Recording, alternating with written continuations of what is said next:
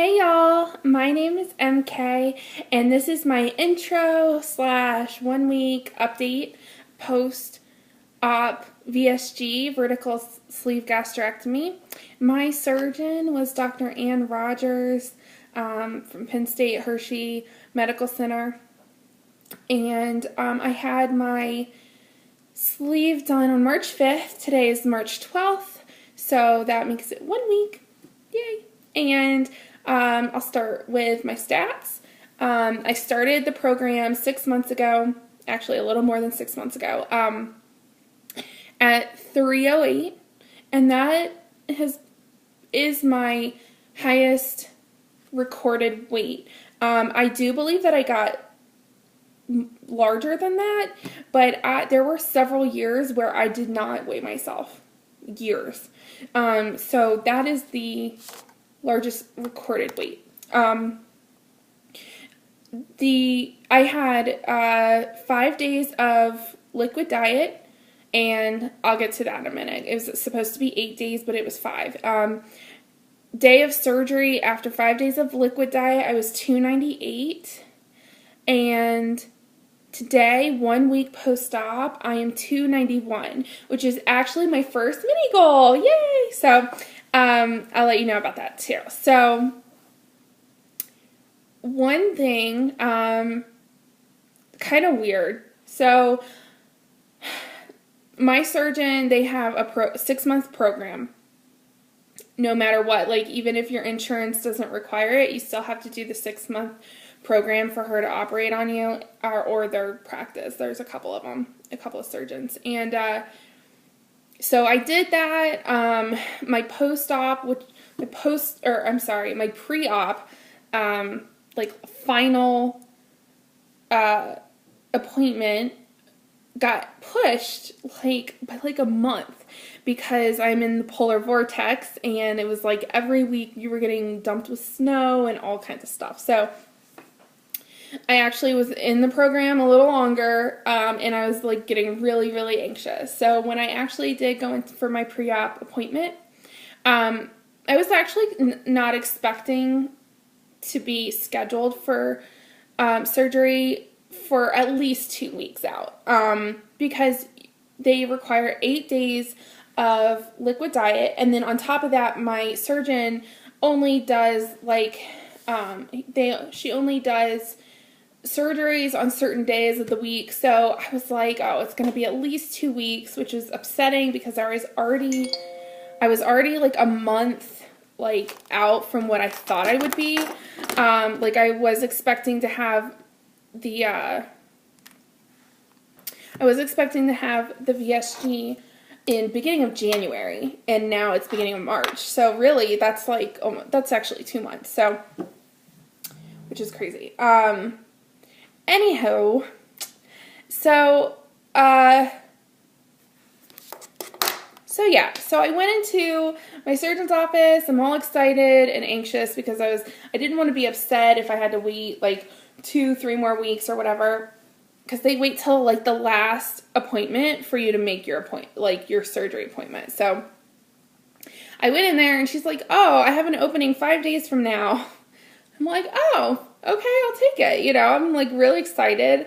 I'm really anxious. I'm so impatient. I'm such an impatient person. So to me, that was heaven to hear.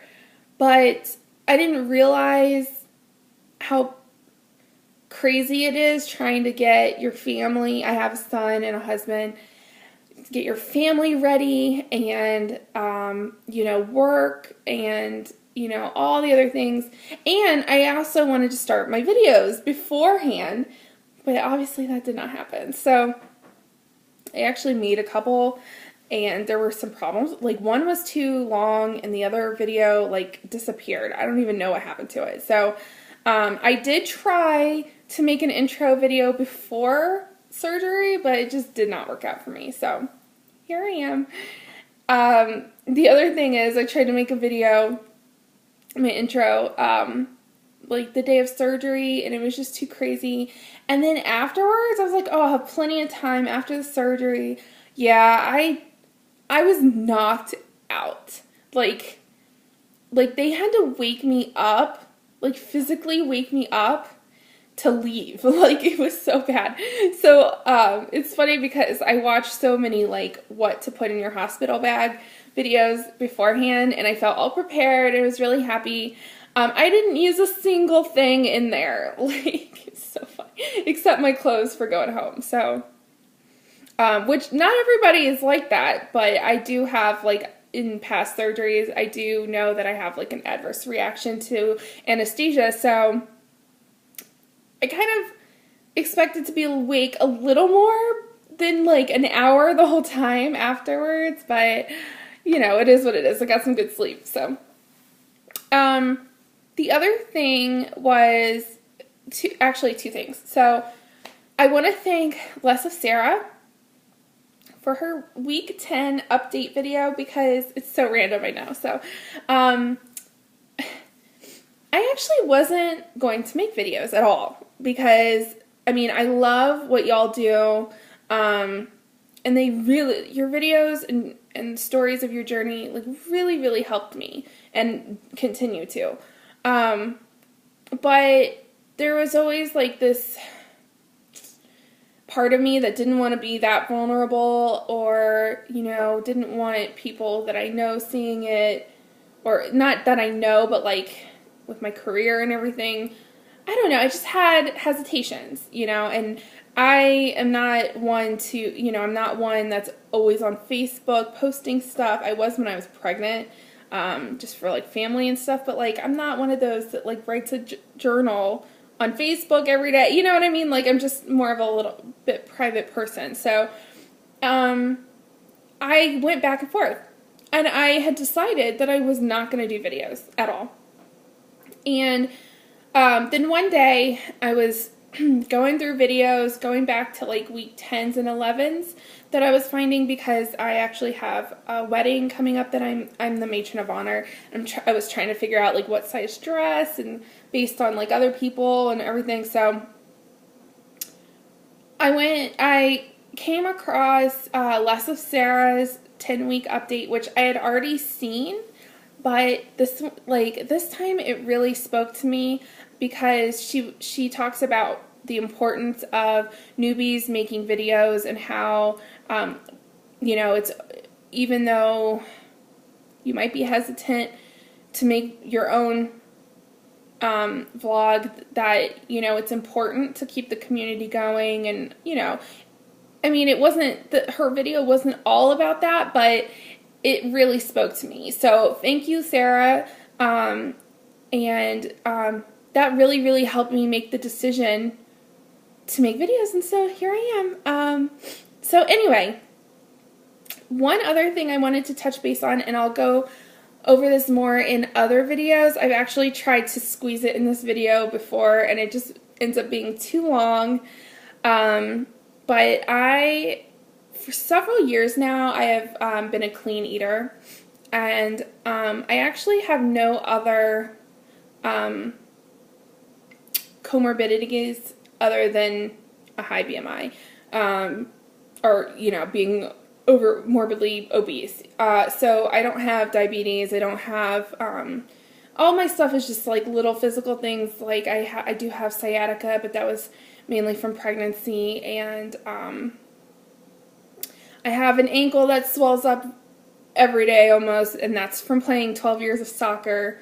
You know, just little things like that like my weight aggravates, you know. But I'm 28, and this for me was mostly preventative, because I have a 3-year-old son, and I have always been a social person, and recently I just found myself not wanting to do anything. And that's not like me. I mean, I've been overweight for years, as most of us have, and that's never gotten in my way before. And it is starting to affect me. So that was kind of my wake-up call, is when I realized that, one, I can't keep up with my son, which is awful, an awful feeling. All the parents out there probably know that have been through this, you know, that it's just awful. Your son coming to you saying, oh, let's go do this, let's go do that. And you're just like, no, I'm too tired. Like, it's just awful. So it's an awful feeling. So that's my main reason.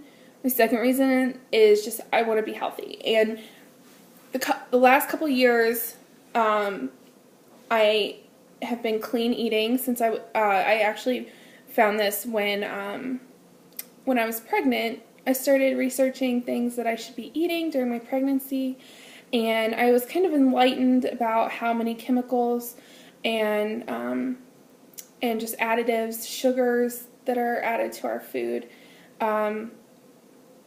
It just enlightened me, and I have been clean eating ever since then, about almost 4 years. So my main issue is quantity, not quality. And that has actually been a problem in this journey so far. Not a problem, but,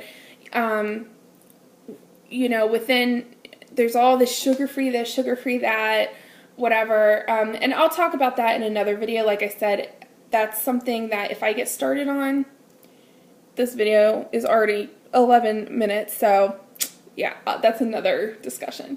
But anyway, so that kind of, it makes my journey a little bit different, I think, just because it is so important to me to be clean eating and just clean and healthy, and I mean, that's what this is all about for me, is to be healthy, period. So you'll hear me talk about it a lot, I'm sure, and I'm sorry if you are not interested. I'm sorry. But last thing, I have 1 minute left. I just want to, reach out to everybody who I've been watching, and, everyone in this community is so awesome. And I just want to say thank you for making me feel comfortable with posting and being vulnerable. That's what it is. It's being vulnerable, but it's also support for other people. It's support for yourself. It's a record of your journey, which is so important. And y'all are awesome. What can I say? I mean, y'all are so supportive and non-judgmental, and I love it. And that's another reason why I did decide to do videos. So thank you, and I'll be back soon. Probably really soon, because there's a lot I want to talk about. So bye, y'all.